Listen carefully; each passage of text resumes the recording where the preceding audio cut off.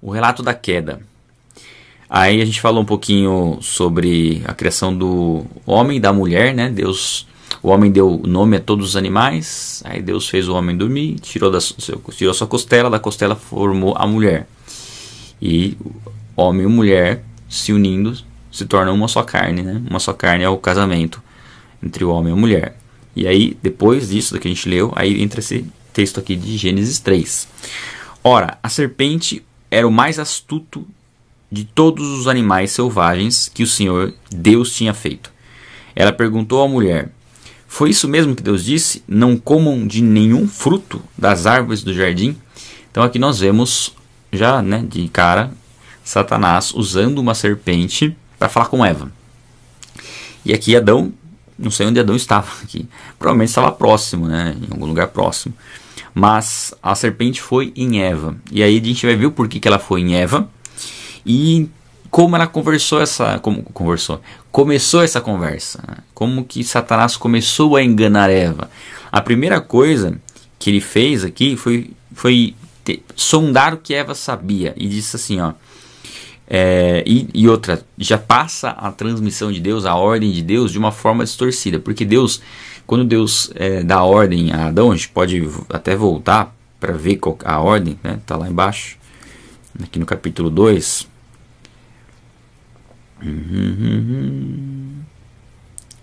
Aqui, ó, a ordem de Deus: coma livremente de toda a árvore do jardim. Essa é a ordem. Coma livremente, né? Tipo, aproveite o jardim, desfrute do jardim. Apenas não coma uma. Tem uma só. Todas as outras você pode comer. Então veja como a ordem de Deus, ela não é restrita a, não coma a árvore. Não, mas primeiro coma livremente de todas as árvores do jardim, menos uma. E aqui a serpente fala assim: foi isso mesmo que Deus disse? Não coma nenhum fruto das árvores do jardim? Então ele traz a proibição para não poder fazer algo, né? Para gerar em Eva como se fosse uma sensação de, Deus está proibindo você de fazer coisas, né? E aí respondeu a mulher à serpente: podemos comer do fruto das árvores do jardim. Olha só, Satanás joga uma proibição mais forte, que não foi a proibição que Deus deu, e Eva já diminui a ordem de Deus. Deus diz: coma livremente, e Eva diz assim: nós podemos comer, né, como a gente só pode comer tais árvores, né? Podemos comer das árvores do jardim, mas Deus disse: não comam do fruto da árvore que está no meio do jardim, nem toquem nele, do contrário vocês morrerão. Então a ordem de Deus, ela passa um pouco despercebida, né, na fala de Eva, porque Eva não disse que Deus disse que eles poderiam comer livremente de todas as árvores. Ora, a gente pode comer das árvores, mas Deus disse: não coma, como se fosse a única ordem de Deus, não coma da árvore do meio do jardim. E ela diz assim: e nem toquem nele. Ou seja, aqui mostra que ela ou não tinha um entendimento pleno do que não poderia fazer, ou ela entende que ela pode fazer alguma adaptação naquilo que Deus disse, né? Algum acréscimo no que Deus diz. E assim, acrescentar algo naquilo que Deus diz nunca é uma boa ideia, né? Daí surgem seitas, daí surgem enganos, né? Quando se acrescentam algo às escrituras, por exemplo. Aqui Eva acrescenta algo que Deus não falou que não podia tocar. E nesse ponto, meio que Satanás já percebe que Eva talvez não tivesse o entendimento pleno do que Deus tinha ordenado, ou talvez entendesse que pudesse haver algum tipo de acréscimo ou esse tipo de coisa por conta própria. E aí Satanás percebe uma vulnerabilidade nela e diz, né, disse a serpente à mulher: certamente não morrerão. É uma declaração completamente oposta, né, diretamente oposta ao que Deus diz. E aí ele dá o argumento aqui, né, como se eles não morreriam e Deus estava enganando eles por conta de algum aspecto. Ele diz assim, Deus sabe que no dia em que dele comerem, seus olhos se abrirão e vocês, como Deus, né, serão como Deus, serão conhecedores do bem e do mal. Então aqui Satanás, ele acusa Deus de estar mentindo, escondendo algo de Eva, porque isso daria discernimento, entendimento a ela, e Deus não queria que eles tivessem o mesmo entendimento que Deus tem. Basicamente é o que Satanás fala do motivo pelo qual Deus não permitiu comer da árvore, né? Então Satanás mente a Eva, diz que eles não morreriam. Quando a mulher viu que a árvore parecia agradável ao paladar, aí o foco dela ficou na árvore, né? Satanás falou da árvore, era a única árvore que eles não podiam comer, mas aí o foco dela ficou ali. E o desejo foi mais forte, né? Quando ela viu que a árvore parecia agradável ao paladar, então envolve paladar, envolve os olhos, ó, era atraente aos olhos, além de desejável para dar discernimento, né? Então ela tomou do fruto, pegou o fruto, o tato, provavelmente o olfato estava envolvido também, tomou do fruto, comeu e deu ao seu marido, que comeu também, né? Então a gente vê a desobediência de Adão aqui como bem absurda também, né? Porque Deus tinha dado ordem para não comer do fruto, ele vê a mulher dele comer, oferece para ele e ele também come, né? Ele não diz, olha, ele poderia falar, não, eu não vou comer esse fruto, né? Deus deu a ordem para a gente comer de todas as árvores do jardim livremente, menos essa. Então essa é uma que eu não vou comer. Só que aí ele foi lá e comeu também. E é interessante, ó, vamos pegar aqui, ó. Depois a gente fala dos olhos que ela precisa abrir. Mas quando a gente pensa no aspecto da árvore, do conhecimento do bem e do mal, existem algumas formas de a gente compreender isso. Por que isso era tão complicado? Por que isso foi um pecado gravíssimo? E isso fez com que toda a humanidade se afastasse de Deus. Porque esse era o primeiro casal. Eram os representantes da humanidade. Adão era oficialmente o representante da humanidade. E essa ação de Adão os separou definitivamente de Deus, né? Porque quando Satanás diz, certamente vocês não vão morrer. Deus sabe quando vocês comerem, seus olhos vão se abrir. E de fato, quando eles comeram do fruto, eles não caíram mortos, né? O que também faz sentido deles acharem que de repente, né, por um momento, por um instante, que Satanás tinha razão. Por exemplo, Adão viu Eva com o fruto depois de ter comido, viu ela de pé entregando o fruto para ele e falou, ela não morreu, né? Então Deus nos enganou, né? A questão, e uma ilustração que eu sempre dou nesse caso, é de uma folha que é arrancada da árvore, né? Você não vê essa folha secar de imediato, mas com o tempo naturalmente ela vai secar, porque ela perdeu a fonte de vida. E foi o que aconteceu com o homem. Ele morreu espiritualmente para depois consequentemente morrer fisicamente. Então a morte foi uma morte instantânea espiritual, e depois gradualmente seu corpo passou a se decompor gradualmente com o tempo, se tornou um corpo perecível e ele veio a morrer fisicamente. No começo a gente vai ver que eles viviam muitos anos, né? 800 anos, 700 anos, depois isso foi reduzido. Mas a morte aconteceu naquele momento, a separação de Deus, e a partir daí toda a humanidade veio de Adão e Eva, né? Somos descendentes de Adão e Eva. Tem uma passagem que fala que nós somos inclusive a imagem e semelhança de Adão, né? Assim como nós somos imagem e semelhança de Deus, nos tornamos imagem e semelhança de Adão, que não perdeu a imagem e semelhança de Deus, mas perdeu a comunhão com Ele. E nós nascemos sem comunhão com Deus por conta de sermos descendentes de Adão e Eva, né? Se Adão não permaneceu em Deus e Eva também não teria como seus filhos já nascerem em Deus, porque já estavam separados, né? É a nossa realidade, é a realidade da nossa natureza. E aí a gente vai pensando, poxa, mas o que levou Eva a comer? Bom, primeiro que a gente vê a tentação sendo querer ser como Deus. Não, vocês serão como Deus. E a gente sabe que essa foi a tentação que levou Satanás a cair, né?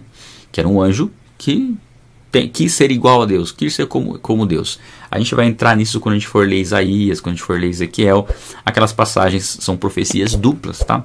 Você vai encontrar na internet pessoas falando que aquelas passagens, internet, enfim, estudiosos, falando que essas passagens não se referem a Satanás, se refere ao rei de Tiro, se refere ao rei da Babilônia. Tá, uma profecia dupla, tá claro ali. Fala de querubim guardião, né? E querubim é uma classe de anjo que guarda o acesso a Deus. Tanto é que a Arca da Aliança tem 2 querubins para guardar a arca, né? O do desenho de 2 querubins ali. Então querubim, a função é um anjo com uma patente, né? Uma classe de anjo que tem uma importância diante de Deus. Não chamar um homem de querubim guardião não faz sentido. Então aquela profecia, é claro que ela é uma profecia dupla para o rei e aponta para o que aconteceu, né, na rebelião de Satanás, que é um tema fundamental que a gente trabalha também, o diabo, a origem do mal. E aí, um ponto interessante da gente falar disso é que assim, Eva quis ser como Deus, né? cedeu à tentação de Adão, no sentido de ter o discernimento, o entendimento, e foi tentada a comer dessa árvore do conhecimento do bem e do mal. E o conhecimento do bem e do mal é algo interessante, porque será que Adão e Eva não tinham nenhuma noção do certo e errado? Eu creio que eles tinham. Tanto é que eles teriam que saber ter uma noção de certo e errado para poder obedecer à ordem de Deus de não comer. Então, um certo discernimento, né, de certo e errado, um discernimento de certo e errado, com certeza eles tinham, como todo ser humano nasce com esse discernimento, não apurado, mas nasce com uma noção de certo e errado, que é a nossa consciência. Ora nos acusando, ora nos absolvendo, né? Mas isso está lá em Romanos. Então Deus criou o homem com essa noção de certo e errado. Aí o conhecimento do bem e do mal era a prática do mal. Quando o homem decidiu comer, quando o homem comeu da árvore, ele desobedeceu, ele praticou o mal. Embora o mal antes fosse só uma consciência, uma possibilidade que ele poderia rejeitar, ele decide não rejeitar o mal, ele decide desobedecer, ele decide praticar o mal. A partir do momento que o ser humano pratica o mal, ele se desprende, ele sai da graça, né? Porque a Bíblia diz que somente Deus é bom. E Deus é perfeitamente bom, eternamente bom. Nós, seres humanos, só temos condições de sermos bons se estivermos em Deus, permanecermos em Deus. E Adão e Eva estavam em Deus, em comunhão com Ele. Mas quando eles decidem que talvez pudessem ser bons sem Deus, aí eles pecam e se tornam obrigatoriamente, necessariamente maus. A partir daí, a sua descendência também herda essa maldade, tá? Essa separação de Deus. Então ali eu costumo dizer que Eva comeu do fruto porque duvidou de que já conhecia o bem através do relacionamento com Deus, né? Muito bem. Os olhos dos dois se abriram e perceberam que estavam nus. Então juntaram folhas de figueira para cobrir-se. A primeira coisa aqui, eles se envergonham da condição que eles estavam, né? Se identificam como sem roupa e precisavam se cobrir e fazem roupas com folha de figueira para proteger da vergonha que já foi causada pela desobediência. Ouvindo o homem e a mulher os passos do Senhor Deus que andava pelo jardim quando soprava a brisa do dia, esconderam-se da presença do Senhor Deus, entre as árvores do jardim. Então as árvores que foram dadas como alimento serviram de esconderijo agora, né? E aqui fala de uma visita de Deus, né? Essa era a comunhão que Deus tinha com o homem. E é interessante que quando eles percebem a presença de Deus, eles se escondem sabendo que fizeram coisa errada, né? Sabendo que algo foi perdido ali, alguma coisa aconteceu, né? Já sabiam. Mas o Senhor Deus chamou o homem perguntando: onde está você? Aqui Deus não está em dúvida onde Adão está. Deus é onisciente, ele sabe muito bem onde Adão está. É uma pergunta retórica, né? Onde está você? Quer dizer, por que você está se escondendo, né? O que você fez? Não no sentido de não saber o que foi feito, mas para que Adão falasse o porquê dele ter feito aquilo, né? Como que ele desobedeceu uma ordem de Deus. Então é nesse sentido, né? Onde está você? Aí ele respondeu: ouvi teus passos no jardim e fiquei com medo, porque estava nu. Por isso me escondi. E aí Deus fala, né? Deus pergunta: quem disse que você estava nu? Você comeu da árvore da qual eu proibi de comer? O que você fez? Agora, como que você ficou sabendo que você está nu? Eu sei que você errou, né? Eu sei que você comeu da árvore, mas por que você comeu da árvore? É uma pergunta que traz essa implicação, né? Que Adão explicasse o que aconteceu, o que o levou a comer da árvore. E Deus, a gente sabe, Deus é onisciente, ele sabe todas as coisas, ele sabe que Adão ia cair, tanto é que Jesus Cristo, a Bíblia diz que Jesus é o cordeiro que foi morto antes da fundação do mundo, já viu o plano de salvação para resgatar a humanidade. Porém Deus deixa o homem escolher permanecer nele ou não. O homem pode optar por permanecer em Deus ou não. Isso não isenta o homem, né, do erro, o fato de Deus saber que o homem vai errar. Isso não faz com que Deus manipule todas as coisas, porque a gente pode pensar, Deus poderia ter proibido o homem e amarrado ele. Não, Deus criou seres que têm capacidade intelectual, têm emoções, têm sentimentos, podem tomar decisões. Assim é a criação de Deus. Deus deu essa liberdade para o homem. O homem optou por não estar nele. Então quando Deus nos questiona, quando Deus nos prova, não é para ele saber o que está no nosso coração, é para que a gente mesmo saiba o que há no nosso coração. Deus não precisa saber. Ele já sabe, né? Nós é que precisamos saber. Então Deus faz essas perguntas para Adão, para que ele mesmo perceba o erro que ele cometeu, né? Aí disse o homem, olha só, foi a mulher que me deste por companheira que me deu o fruto da árvore e eu comi. Então ele tira a culpa dele, joga a culpa na mulher e em Deus. Ó, foi a mulher que o Senhor me deu. Ou seja, se o Senhor não tivesse dado essa mulher, eu não teria comido. Se eu não fosse a mulher, eu também não teria comido. Então ele transfere a culpa, o que é normal do ser humano hoje, né? Quando o ser humano faz algo de errado, ele já procura quem ele pode culpar por aquilo que ele fez de errado.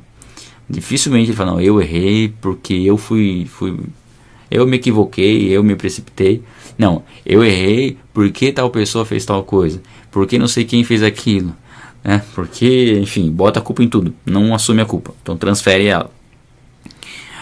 O Senhor Deus perguntou então à mulher, que foi que você fez, né? No sentido assim, você percebeu a gravidade do que você fez? Respondeu a mulher, a serpente me enganou e eu comi. Aí ela transfere para a serpente a culpa. Fala, não, eu só comi porque fui enganado. Eva não está mentindo, mas é uma transferência de culpa, é não assumir a culpa, né? Você percebe que não há um posicionamento assim, olha, eu errei, me perdoa. A gente vê muito isso em Davi, né? Davi, quando erra, ele reconhece, ele fala, não, eu realmente pequei contra os céus e pequei contra Deus, não tenho o que eu falar, né?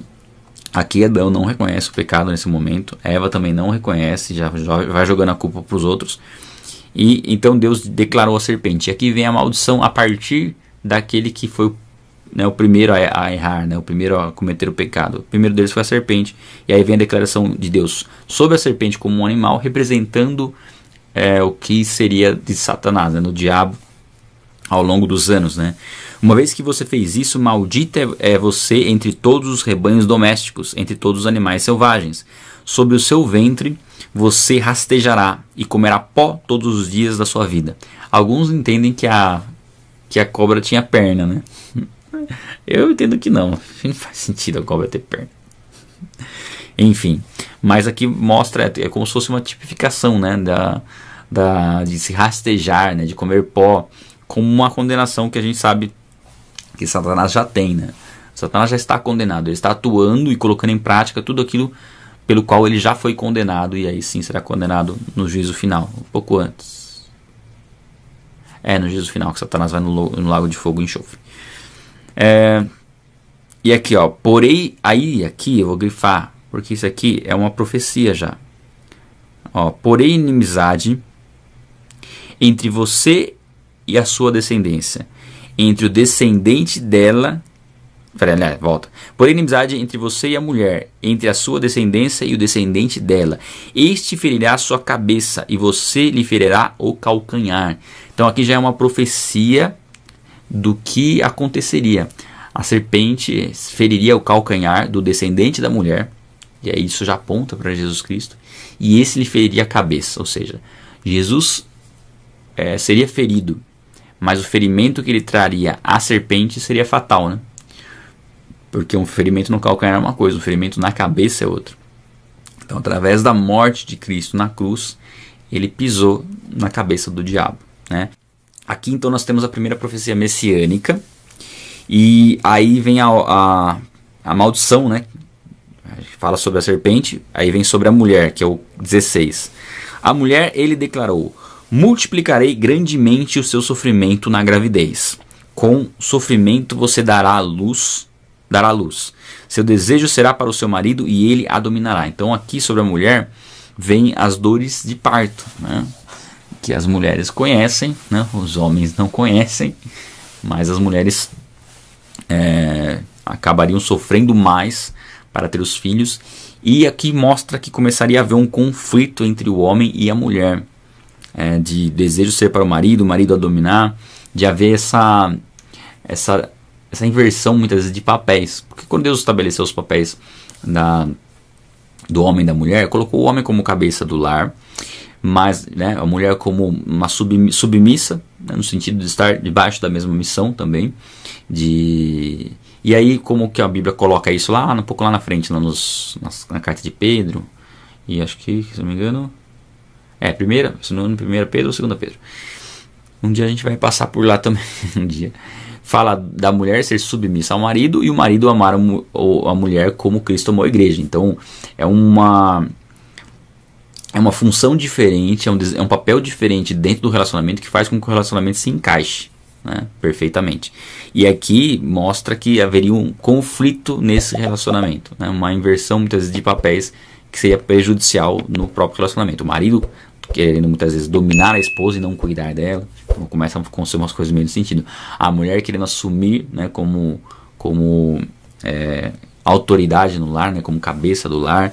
E aí, enfim, atrapalhou essa comunhão perfeita entre o homem e a mulher.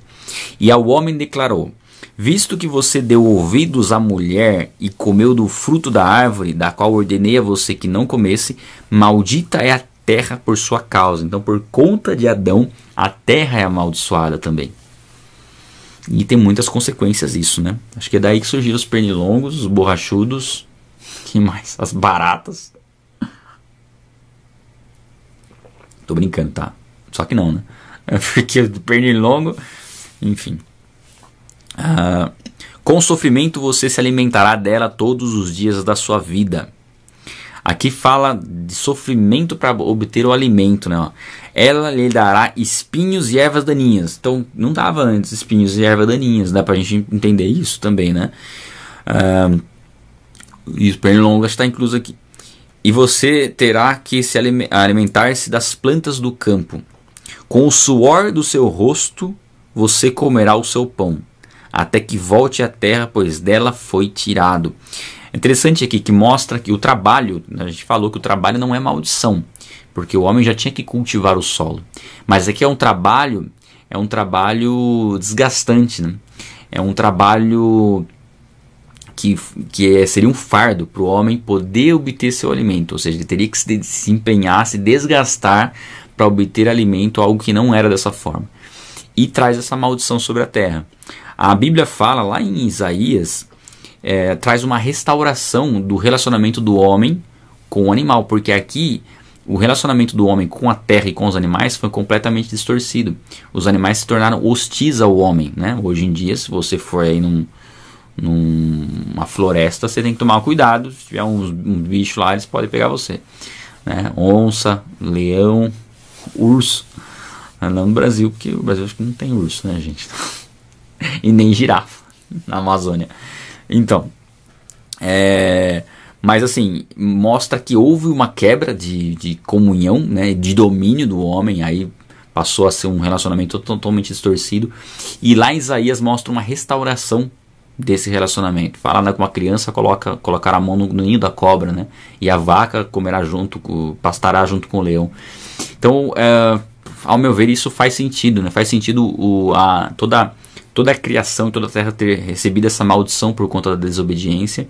E sim, a partir daí surgir a cadeia alimentar, que antes os animais comiam só aquilo que era da terra, né? Que é as plantas, vegetais, frutas. Alguns permaneceram comendo, né? A girafa, por exemplo, come folhinha da árvore lá. Mas aí o leão, a onça, o tigre, esses animais aí passaram a ser carnívoros, né? Enfim, é o que faz sentido. A gente vê como vai ser em Gênesis, né, da restauração, em Isaías, que fala da restauração no milênio, e nós também lemos no começo de Gênesis que tudo foi dado para os animais e para o homem e nada era carne, ali era só vegetais e frutas. Tá? Você é pó e ao pó voltará, ou seja, você vai morrer. Não era o propósito que você morresse, o propósito era que você comesse da árvore da vida em obediência e vivesse eternamente. Então o propósito é que você rejeitasse a tentação de Satanás e falasse: não, eu não vou comer porque Deus me proibiu de comer essa árvore, eu não vou comer. E através dessa obediência você pudesse comer da árvore da vida e vivesse eternamente. Foi a pior decisão que Adão poderia tomar, né? Desobedecer a Deus. Adão deu à sua mulher o nome Eva, né? Pois ela seria mãe de toda a humanidade, é o significado de Eva. Aqui já mostra um entendimento de Adão, né, de tentar primeiro de dar nome para a mulher, já dominar sobre ela. Enfim, mas assim, representa um pouco dessa necessidade de redenção, né, bom, agora que a gente errou, agora a gente tem que fazer o que tem que ser feito. Muitos perguntam, né, Adão e Eva foram salvos? Eu creio que sim, eu creio que houve arrependimento, né? apesar de um culpar o outro lá no momento da aflição ali, eu creio que houve sim uma restauração. Como teve uma restauração de Pedro por negar Jesus também. Então, o contexto meio que mostra isso, sabe? Assim, dá esse indício. Mas a gente não sabe perfeitamente todos que foram salvos, porque isso é muito individual, né? Ok? Aí, o Senhor Deus fez roupas. Isso aqui é bem importante também, ó. O Senhor Deus fez roupas de pele e com elas vestiu Adão e a sua mulher. Eles tinham colocado folhas de figueira para cobrir, né, a sua vergonha. E Deus faz peles uma roupa com pele de animal, ou seja, houve um sacrifício para que a vergonha do homem pudesse ser coberta. Isso já começa a representar toda a questão de sacrifícios de animais no Antigo Testamento. Porque para cobrir a vergonha, o pecado, era necessário derramar sangue inocente. Então, desde o princípio da criação, se mostra o pecado, né, como o salário do pecado sendo a morte. E aqui, Adão e Eva são poupados da morte por conta de uma cobertura feita pelo sacrifício de um animal. Já indica muito isso, né? E no Antigo Testamento era isso. O pecado não era apagado quando uma pessoa pecava, né, de acordo com a lei. O que acontecia é que o sacrifício de um animal inocente fazia cobertura para esse pecado. E era algo extremamente complicado, né? Você saber que um animal inocente estava pagando pelo pecado que você cometeu, mostrando a gravidade do seu pecado. Tanto é que quem definitivamente pagou e apagou os nossos pecados foi o Cordeiro de Deus, que não tinha pecado algum, inocente, que morreu em nosso favor. Então isso já começa a tipificar, inclusive, o que Jesus faria em favor do homem. Então disse o Senhor Deus: agora o homem se tornou como um de nós, conhecedor do bem e do mal. O conhecimento de Deus é pleno sobre todas as coisas. Agora o homem se tornou praticante do mal, né? Ele experimentou o mal e conheceu o mal de maneira mais profunda, da pior maneira, né? Não se deve, pois, permitir. E aqui a gente começa a ver uma provisão de Deus, tá? Ó. Não se deve, pois, permitir que ele tome também do fruto da árvore, da vida, e coma e viva para sempre. Ou seja, se o homem naquele momento comesse da árvore da vida, ele permaneceria eternamente separado de Deus. Era preciso que, antes de comer da árvore da vida, né, aliás, o que vai representar essa árvore da vida é o próprio Jesus, o homem fosse redimido, né, fosse resgatado, para que tivesse um relacionamento com Deus e aí sim ter a vida eterna. Que é o nosso caso, nós fomos resgatados por Cristo, foi restaurado o nosso relacionamento com Deus, e sim, nós temos acesso a essa árvore da vida, nós temos acesso a Jesus Cristo, que é a verdadeira vida, né?